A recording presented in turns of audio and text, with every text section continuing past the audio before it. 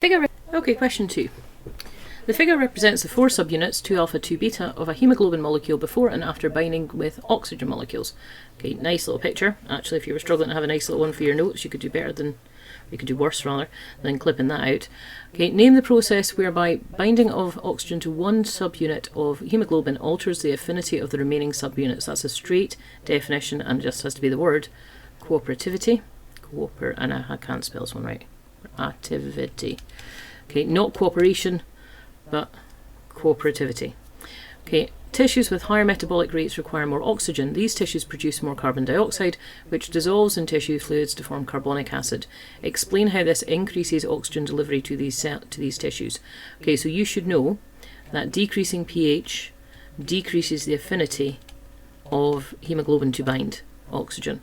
So if I have a decreasing pH because I've got more acid, then the hemoglobin becomes less likely to bind with the oxygen, so it releases more of it, and that's it. Okay, heme is a non-protein component, important in the function of hemoglobin. State the term used to describe such a component. Again, straight definition. This is a prosthetic group. Okay.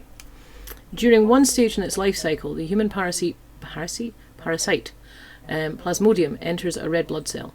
In order to obtain amino acids that it requires, it digests hemoglobin using a mixture of protease enzymes. This releases the product heme, which is toxic to the parasite.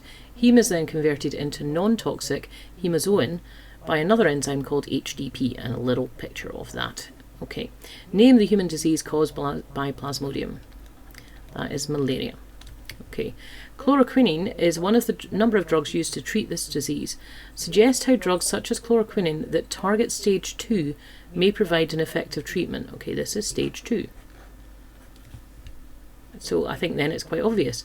If you block stage 2, then instead of you converting your toxin to a non-toxin, the toxin's going to build up and kill the Plasmodium.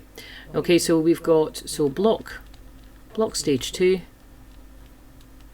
heme, which is toxic, builds up, kills the Plasmodium. And you're done. And that's that question.